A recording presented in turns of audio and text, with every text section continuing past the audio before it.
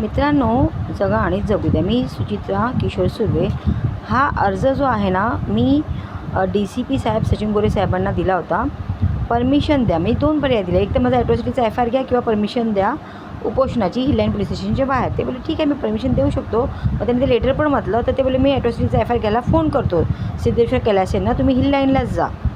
आता हे मॅटर तसं थांबलं. तर मी याच्यात असं लिहिलं होतं, पोस्टपोन झालेलं आहे 18 तारखेचा उपोषणाचं. मी पुन्हा रात्री 9 नंतर मग ॲट्रॉसिटी नाही घेतली तर परत उपोषणाला बसेल. अच्छा, 18 तारखेला. पण मग 18 तारखेला उपोषण तेव्हाही मी नाही केलं. आता मी रितसर करीन जर ॲट्रॉसिटीचा FIR नाही केला तर. मी त्यांना एक पर्याय दिला होता, जर तुम्ही ॲट्रॉसिटीचा FIR घेता तर मी उपोषणाला नाही बसणार. काय गरज आहे मला उपोषणाला बसायला माझ्या अधिकारांसाठी. तो घेणंच आहे ना ॲट्रॉसिटीचा FIR त्यांना. बरं, आता वरिष्ठ जर सांगतात, त्यांच्या सिनियर जर ज्युनियरला सांगतात तर ज्युनियर लोकांनी ऐकू नये त्यांच्या, म्हणजे त्यांच्या जे आहेत वरिष्ठ किंवा त्यांच्या उपनिरीक्षक जे ही लाईनचे, त्यांनी ऐकू नये. बरं, वरिष्ठ नवीन आलेत. शिवलेंचं नवीन आल्यामुळे त्यांच्यावर सध्या आपण काहीच बोलू शकत नाही. त्याच्यावर बोट ठेवू शकत नाही सध्या. त्याआधी बघणार, सगळा तपास करणारच. आणि पण ठीक आहे, तुम्हाला जर माहीत नव्हतं, संदीप शिवळे साहेब तुम्हाला माहीत नव्हतं, पण तुम्हाला DCP साहेबांनी बोलले होते ना 25 ऑगस्टला फोनवर बोलले होते, सुचित्रा सुर्वेतील त्यांचा FIR घ्या. मग अजून विलंब झालेला आहे 25पासून. आता 2 वर्ष झालेलं आहे. त्याला 6 पोलीस जबाबदार आहेत. मानपाड्याचे 3 हद्द नसताना हो हो बोलले, 2 तर प्रॉपर. पहिला जो डांबरे बोलला त्याला ते सांगितलं कोणीतरी पोलिसांनी. ते मी सगळं बोलणार आहे की हद्दीचा त्यांचा मॅटर चाललाच होता ना, धामटनच्या बॉर्डरला हद्दीचा मॅटर त्यांचा नेहमी चालायचा.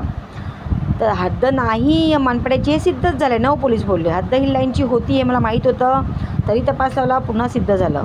ओके, आता बरंच काही आहे. आता मी याच दिवसात एक तर ॲट्रॉसिटीचे FIR दोन्ही घ्या, नाही तर मी उपोषणाला बसणार आणि मग सर्वीकडे पत्रक देणार. आता मी सगळीकडे पत्रक दिले नव्हते. CP जॉईंट CP 9 तारखेला त्यांना भेटून दिले होते. त्यांनी पण फोन केले होते.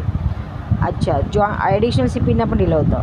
आणि नंतर 18 तारखेला ACP आणि DCP साहेबांना 18 तारखेच्या आधी 17 तारखेला दिली होती लेटर.